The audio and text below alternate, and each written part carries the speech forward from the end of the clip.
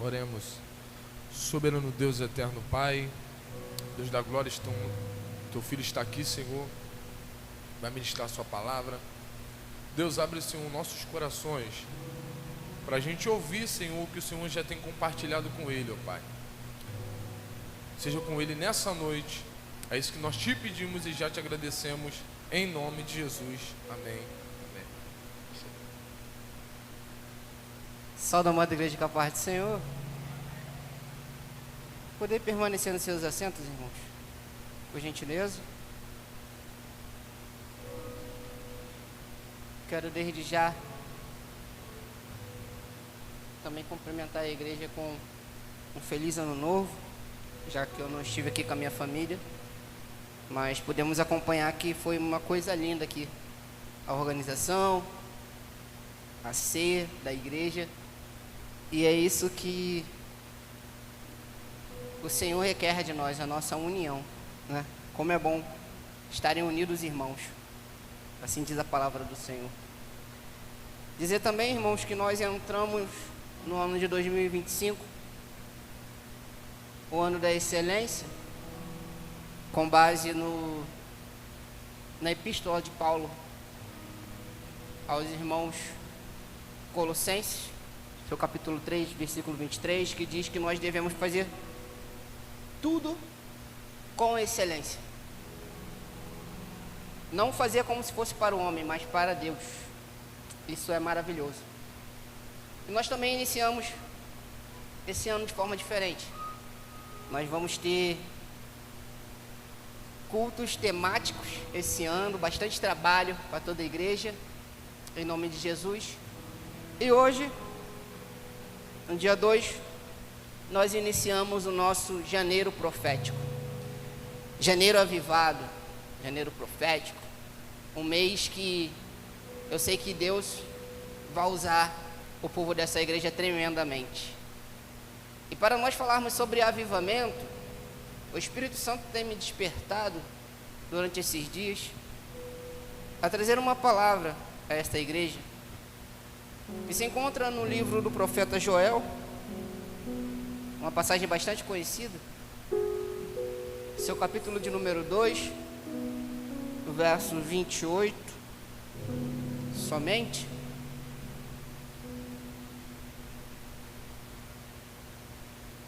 Uma passagem bastante conhecida no nosso meio, tem bastante tempo aí, a gente está falando sobre esta palavra, graças a Deus.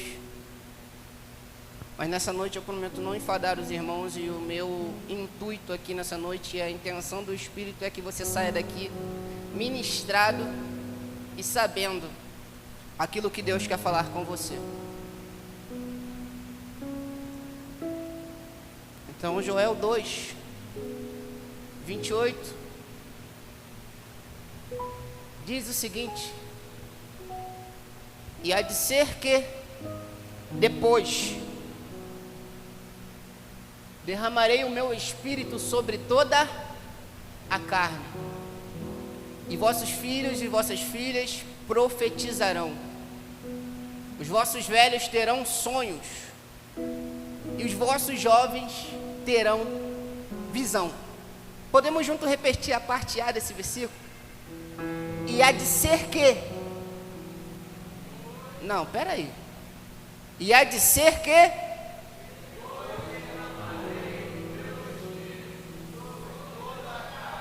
Amém. Você pode aplaudir o Senhor nessa noite? E dar glória a Ele?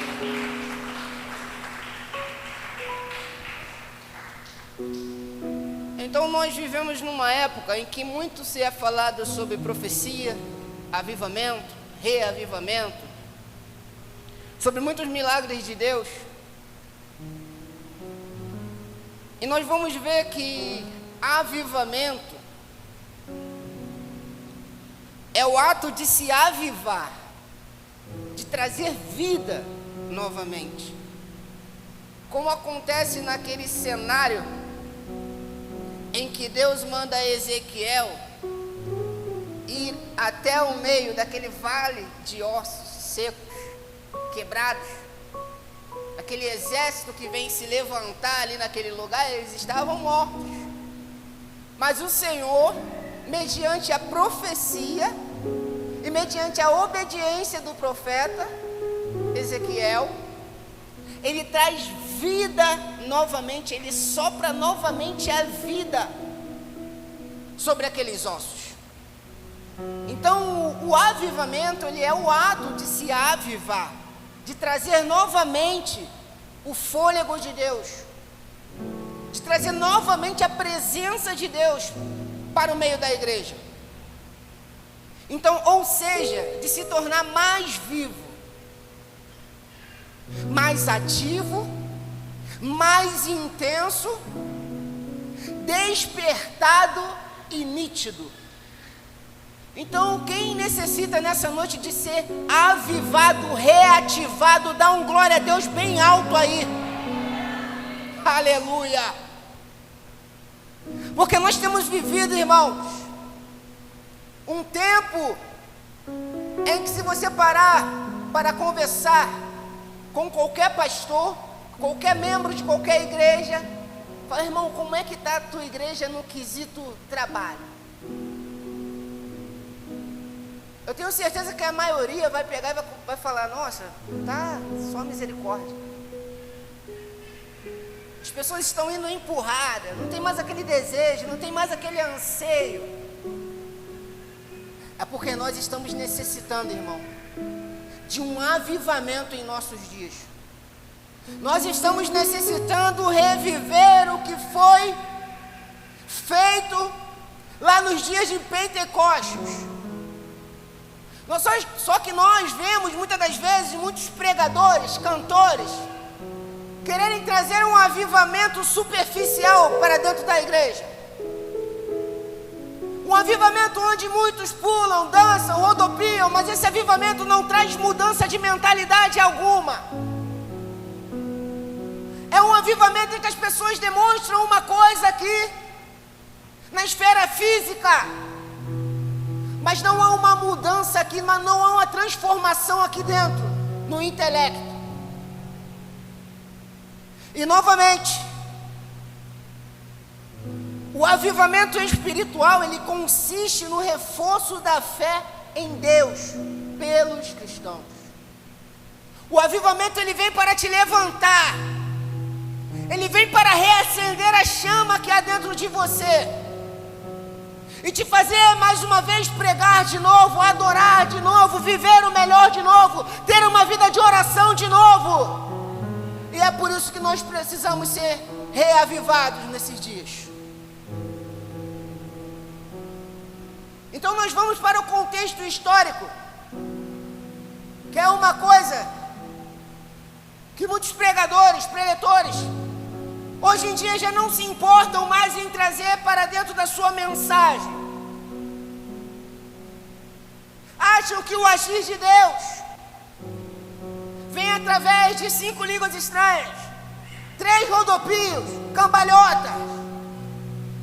Mas a palavra diz que nós devemos nos aprofundar na palavra, porque quem faz o movimento não é aquele que prega, mas aquele que faz a igreja se movimentar é aquele que capacita, e ele está neste lugar. Porque essa mesma palavra diz que onde estiverem 2 ou 3 reunidos por causa do meu nome, aí estarei eu no meio deles. E o Senhor está aqui neste lugar. Então o profeta Joel, ele prega em uma época que o povo havia sido castigado por Deus por causa dos seus pecados. E hoje nós ouvimos falar muito do Deus que abençoa, do Deus que Ele é o Deus da provisão, que Ele é o Deus do amor. Mas nos esquecemos que esse Deus, Ele também é justiça, Ele é misericórdia, mas Ele também é justiça.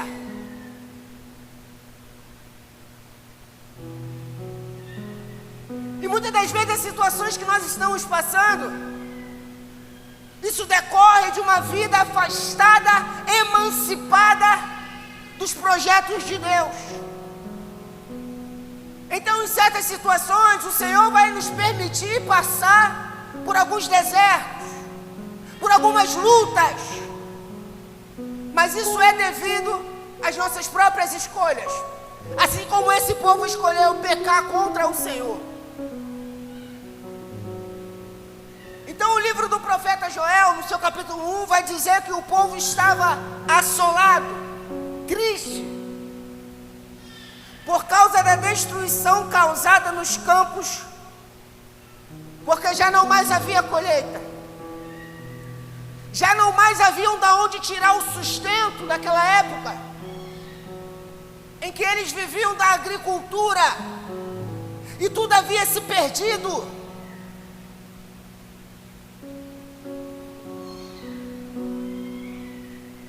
Então até mesmo no templo, o profeta Joel vai dizer que não chegavam mais as ofertas. O povo estava oprimido, vivendo uma vida de ruína e de muitas tristezas.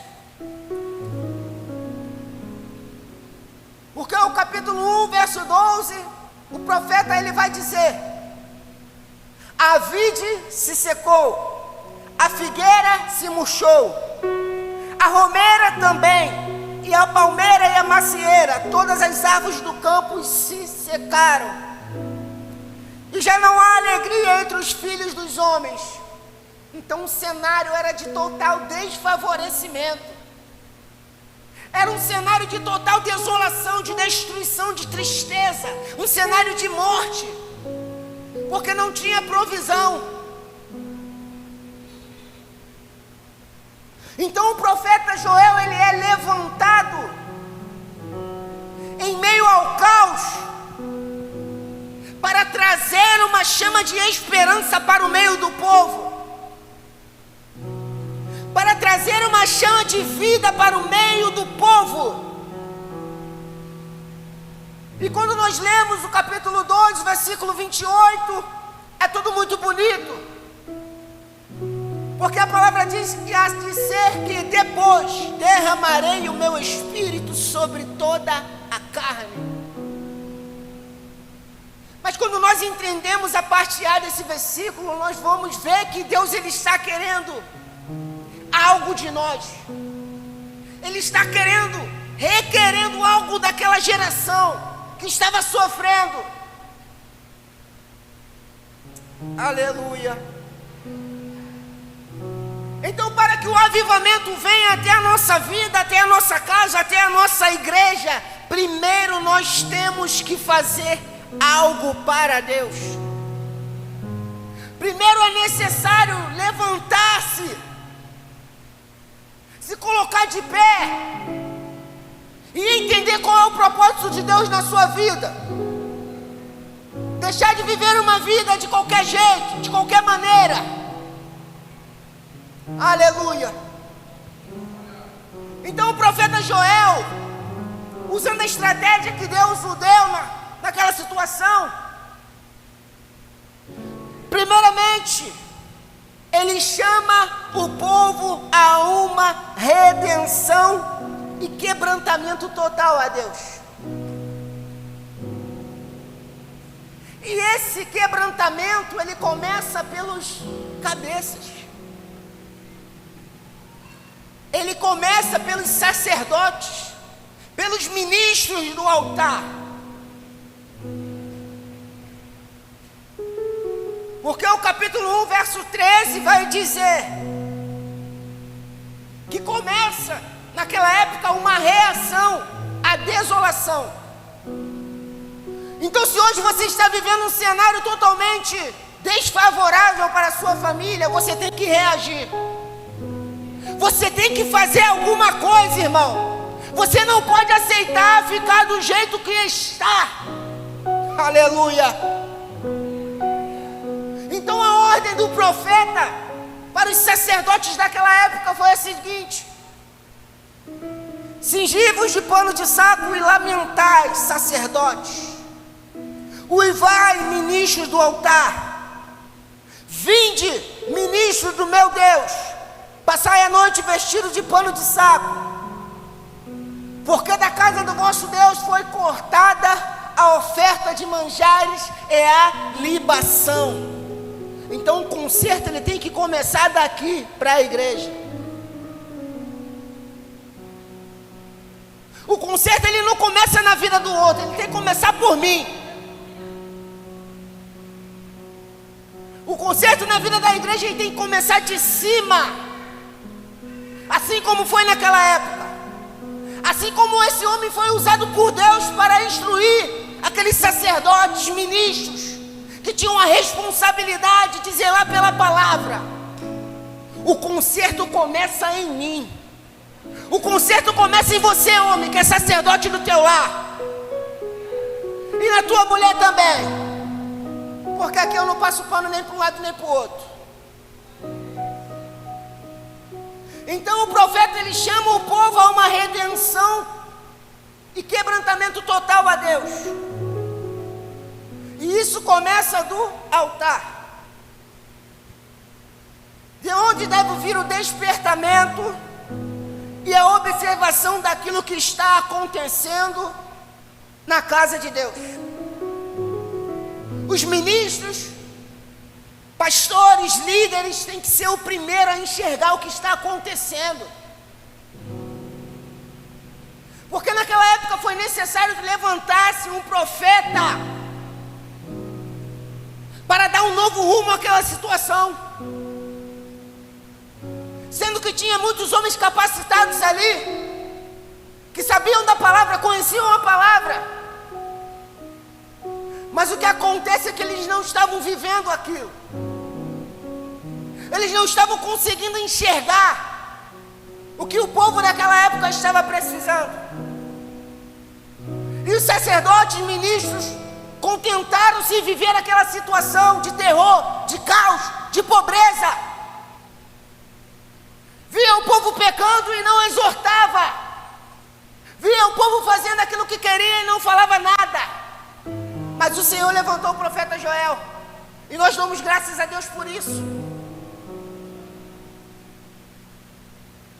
Então o povo, naquela época e até hoje, ele é conduzido pelo exemplo. Como diz o livro do profeta Osés, seu capítulo 4, versículo 9, parte A, assim como é o sacerdote, assim é o povo. Então se o povo daquela época era um povo que não tinha temor a Deus, é porque eles estavam aprendendo da forma errada. Mas a mesma palavra vai nos dizer, que a epístola do apóstolo Paulo ao jovem Timóteo diz o seguinte: ninguém o despreze pelo fato de você ser jovem, mas para que você não seja reprovado, mas para que você não seja desprezado, você tem que ser um exemplo. Assim como você é homem, você mulher, você pastor, você líder, tem que ser exemplo. Porque o povo ele não é cativado pelas suas palavras. O povo ele não é motivado por aquilo que você fala. Ele é motivado por aquilo que ele vê você fazer. Assim como é na sua casa. O teu filho ele não é motivado por aquilo que você fala para ele fazer, mas aquilo que ele vê você fazer. Assim também é na igreja de Deus. Então Paulo diz que Timóteo tinha que ser um exemplo para os fiéis, na palavra, no procedimento, no amor, na fé e na pureza. Então pega isso para a tua vida, irmão. Se você quer que seu filho, ou se você quer que seus liderados sejam um exemplo de Cristo, eles têm que olhar para você e ver em você a imagem e semelhança de Cristo que nós somos. Porque o verdadeiro avivamento ele começa aí, quando nós decidimos colocar a nossa vida diante de Deus e consertar a nossa vida. Porque como foi pregado aqui pelo nosso pastor, o fogo só desceu naquele altar porque ele estava consertado. ele foi novamente consertado, ele foi refeito e havia organização.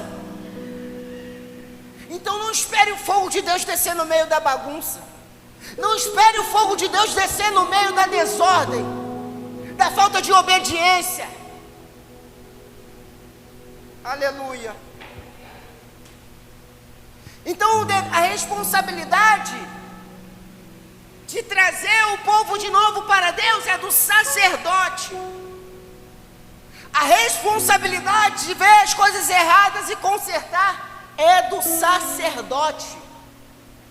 Não espera vir alguém, um homem de outra família, para consertar aquilo que está na tua casa.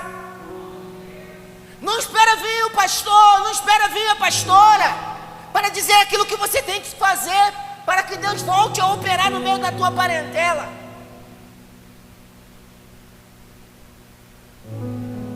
Então nós temos o dever do sacerdote para que venha ocorrer o grande avivamento em meio do nosso povo novamente. Mas o povo também tem o seu dever, o povo também tem a sua obrigação, porque não adianta somente deixar na mão do pastor, não adianta somente deixar na mão do líder, não adianta somente deixar na mão do pai, da mãe. Nós temos que nos unir e buscar juntos por um pleno avivamento outra vez. Porque nós estamos vendo que muitas pessoas estão desanimadas. E é necessário um despertamento pleno no meio da igreja. Muitos já não querem compromisso. Muitos já não querem fazer a obra com amor. Fazem de qualquer maneira. Porque na verdade já não mais acredita que o Senhor está às portas, irmão. Nós somos a geração que mais está vivendo os sinais da vinda do Senhor. E esse esfriamento dentro da igreja, ele foi predito, prescrito na Bíblia. Porque a palavra diz que aquele que perseverar até o fim, esse será salvo. E muitas das vezes nós temos perdido tempo falando de tantas outras coisas, e estamos esquecendo de pregar a salvação, que é o motivo pelo qual nos reunimos para celebrar aquele que deu a vida por causa de mim e por causa de você. Nós não nos reunimos aqui porque nós servimos a um Deus que pode te abençoar com uma casa, com um carro. Isso é uma consequência de uma vida de intimidade com Deus. Porque o principal propósito do Evangelho não é você ser abençoado. Você quer ser abençoado? Vai trabalhar. Quer comprar um carro? Vai trabalhar. Quer comprar uma casa? Vai trabalhar. Mas o principal propósito do Evangelho é que a sua casa venha viver a plena salvação. É que você naquele grande dia possa ser aceito nas mansões celestiais, na Nova Jerusalém. Então o nosso principal propósito na igreja é nos reunirmos para adorar a Deus. Então o povo, ele tem o seu dever.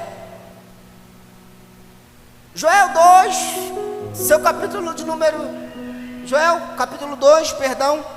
versículos 12 ao 14.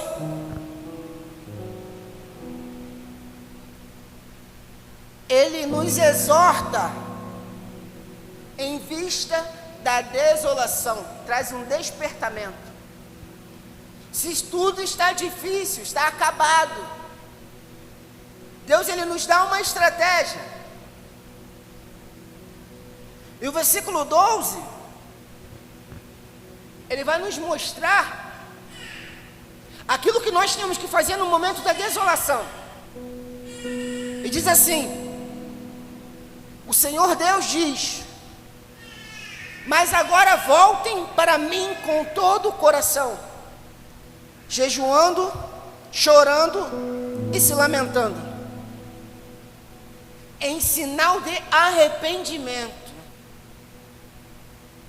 Não rasguem as roupas, mas sim o coração. Voltem para o Senhor, nosso Deus,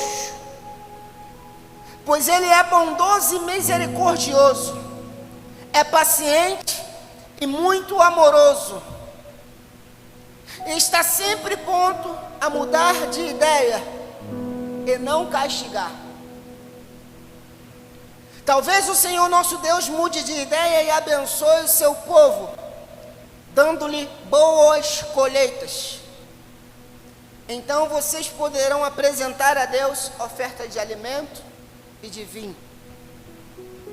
Então o Senhor está chamando a geração do profeta Joel a um quebrantamento, a uma zona de arrependimento, de confissão de pecado.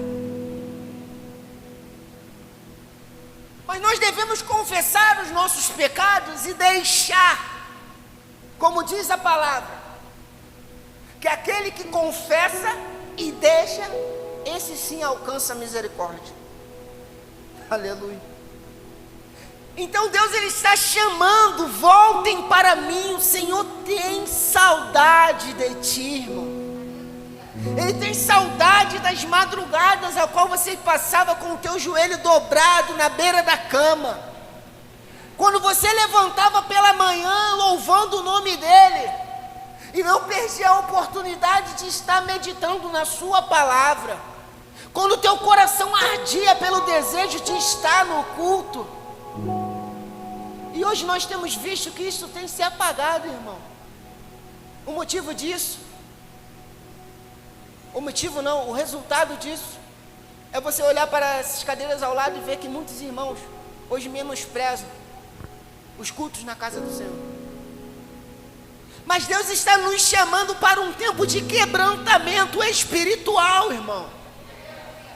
É tempo de abandonar, e no ano de 2025 viver um ano de intimidade plena com Deus. Aleluia.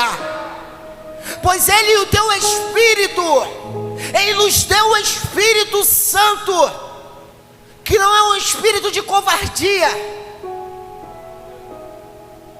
mas é um espírito de amor, de poder. E o que é que nós temos feito com esse espírito que Deus nos deu? Muitos têm guardado somente para si. Em muitas igrejas nós não conseguimos mais ver os frutos do Espírito. Somente pessoas brigando por cargos, somente pessoas querendo viver uma vida de bajulação. Mas não foi para isso que nós fomos chamados, irmão. Nós fomos chamados para estar todos os dias quebrantados diante de Deus. Nós fomos chamados para viver uma vida de arrependimento total, de coração. Chega de viver uma vida de um evangelho superficial, onde eu rasgo as minhas vestes e mostro para aqueles que estão ao meu lado que eu sou uma pessoa arrependida, mas dentro do meu coração está cheio de amargura. Então Deus está dizendo para você hoje: rasga o teu coração na minha presença, porque Ele é bondoso, Ele é compassivo e Ele tem misericórdia de ti, irmão. E Ele quer te tirar desse cenário de desassolação e fazer você ser reavivado pela presença do Espírito. Então Deus não quer de nós uma falsa adoração. O Evangelho de João, seu capítulo 4, verso 23, já bem conhecido em nosso meio, diz que virá o tempo, e de fato já chegou. Isso é Jesus falando há 2000 anos atrás, que naquela época o tempo já havia chegado, em que os verdadeiros adoradores vão adorar o Pai em espírito e e em verdade. Tem verdadeiro adorador nessa noite? Tem alguém aqui com o coração quebrantado e não as vestes nessa noite, para ser tocado profundamente pelo Espírito de Deus e viver o ano de 2025 pleno da presença e da graça e da misericórdia de Deus? E essa palavra vai dizer que são os verdadeiros adoradores que o Pai está à procura. Aleluia. E eu creio que nessa noite Ele está achando aqui nesse lugar verdadeiros adoradores, verdadeiros corações transformados. Não porque é o pastor Edilson que está falando aqui, não, porque eu sou apenas um instrumento, mas esta palavra veio para abençoar a sua vida, a sua casa, a sua família e esta igreja. Então, como nós já falamos, ser avivado é muito mais do que se alegar dentro da igreja e lá fora continuar fazendo as mesmas coisas. Quem vive uma vida de movimento aqui dentro e lá fora continua as mesmas práticas, são aqueles que rasgam as vestes e não o coração. Vem aqui, se movimenta, pula, dá estrelinha, fala em línguas, e chega amanhã, está fazendo a mesma coisa. Rasgou só as vestes, mas Deus quer o teu coração. Deus quer o teu coração. Ele quer transformar o teu coração, a tua mente ser renovada pela palavra dele todos os dias. Então, um avivamento sem mudança de mentalidade e sem renúncia da carne não é avivamento. Avivamento que não gera transformação não é avivamento. Porque aquele povo que estava lá no Pentecostes, eles chegaram de uma maneira, mas o pleno avivamento que ocorreu naquele lugar fez eles saírem dali diferente.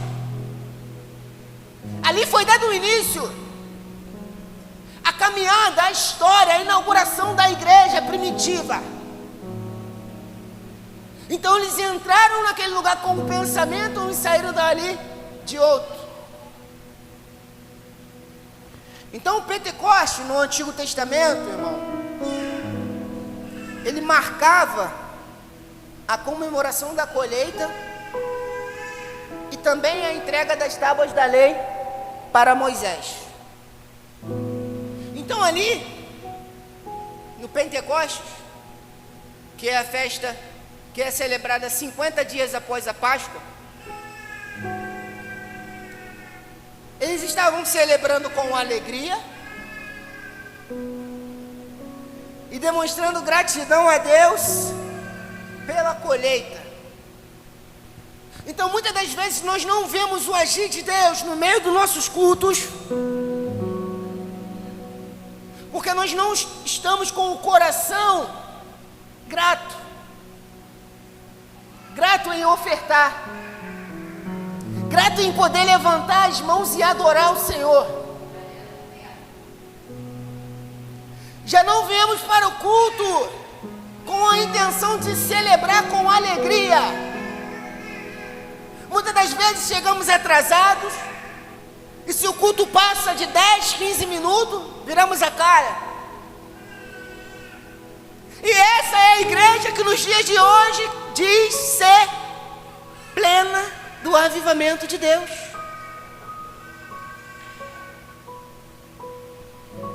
Então naquela certa feita, eles comemoravam a colheita e a entrega das tábuas da lei a Moisés.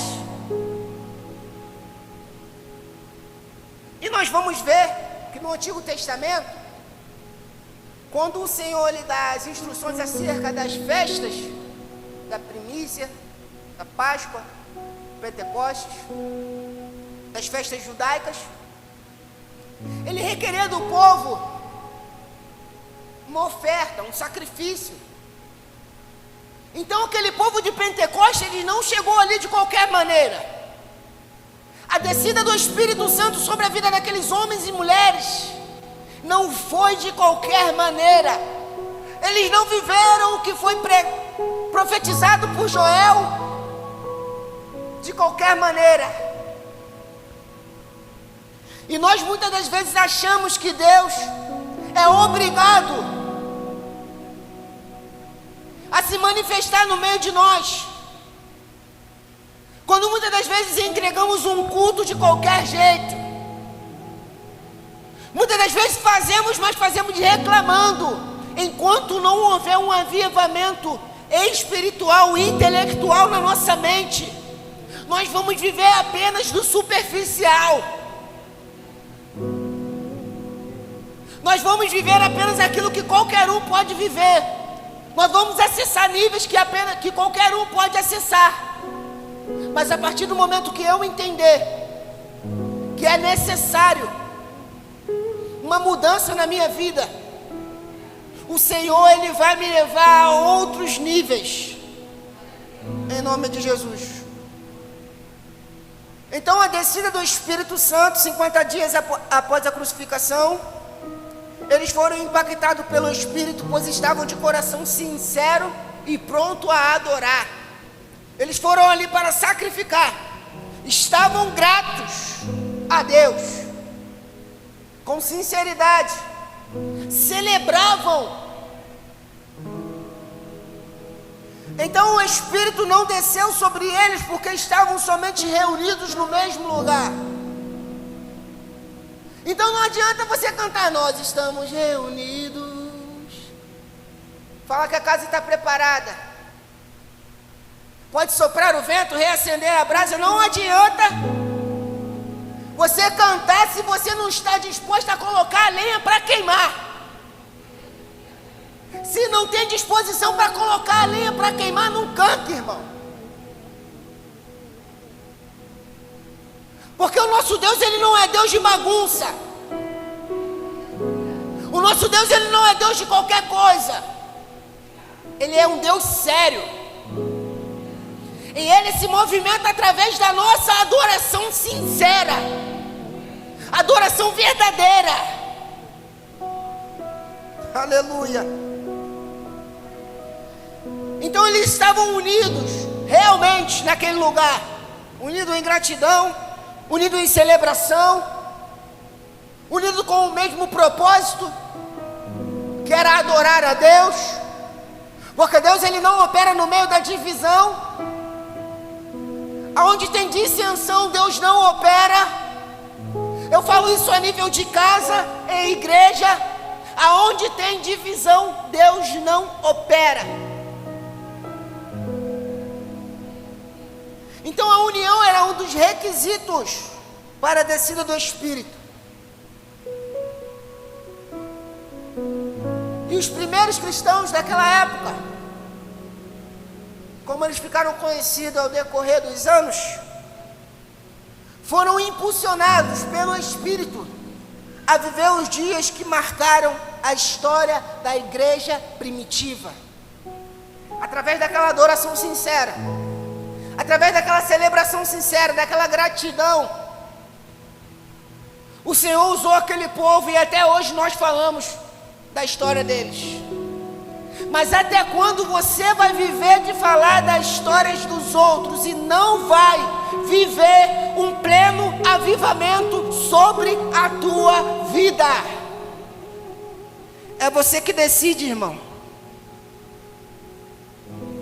A descida do Espírito Santo sobre aquele lugar tinha um propósito, tinha uma intenção. E nós, como geração, precisamos viver o propósito do Espírito para os nossos dias.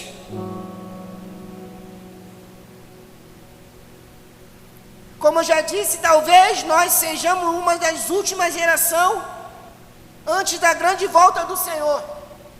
Isso ninguém pode afirmar. Mas pode ser que nós sejamos os últimos E de que maneira nós temos vivido?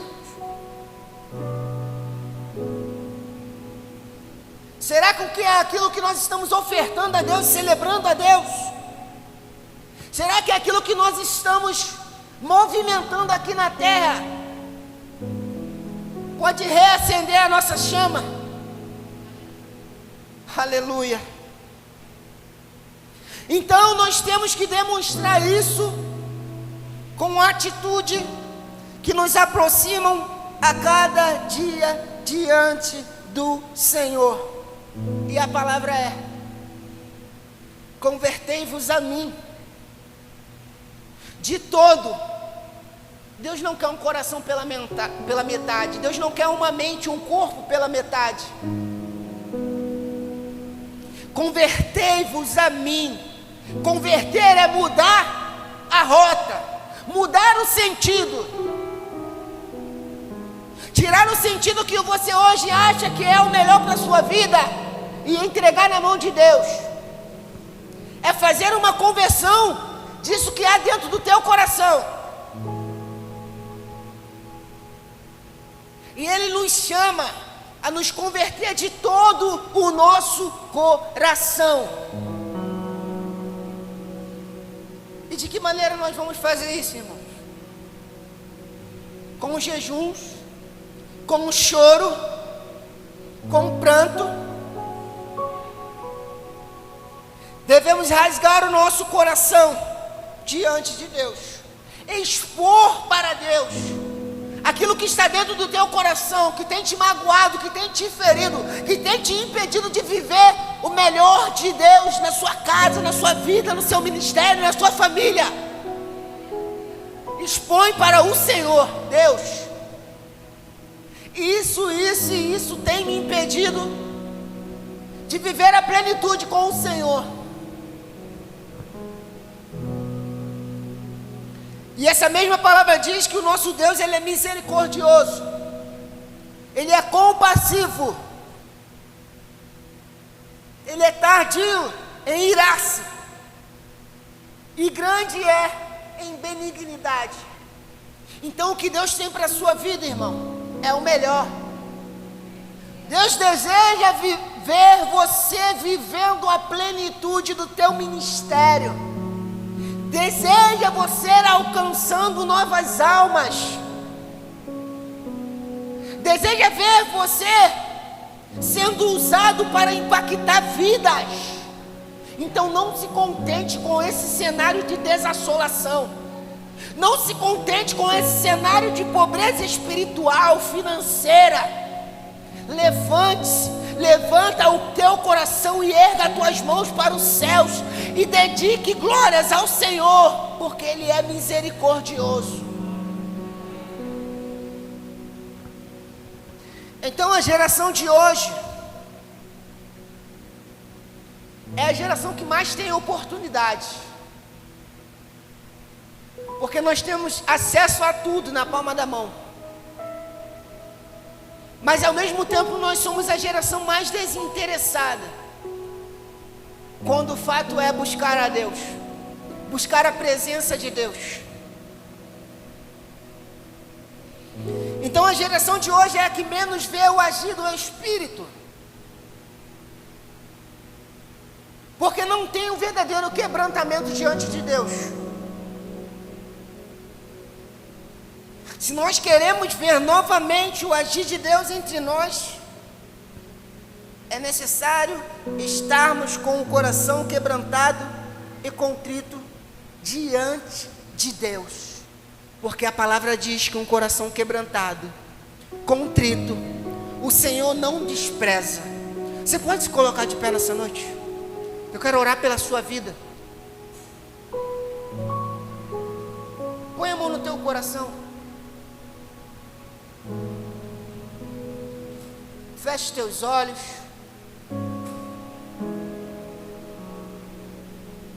E pense nessa palavra que o Senhor usou para falar conosco nessa noite. Pense como está a tua vida diante de Deus. Espera só mais 5 minutinhos, irmão, já vou terminar. Não reclama não. Não perde a bênção não.